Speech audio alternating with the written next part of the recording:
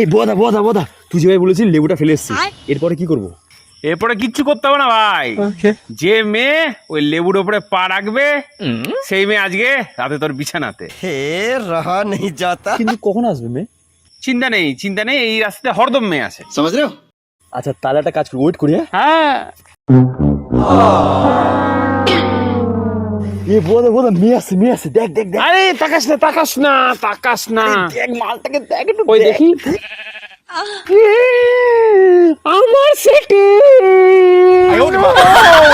চাপা দিও না চাপা দিও না।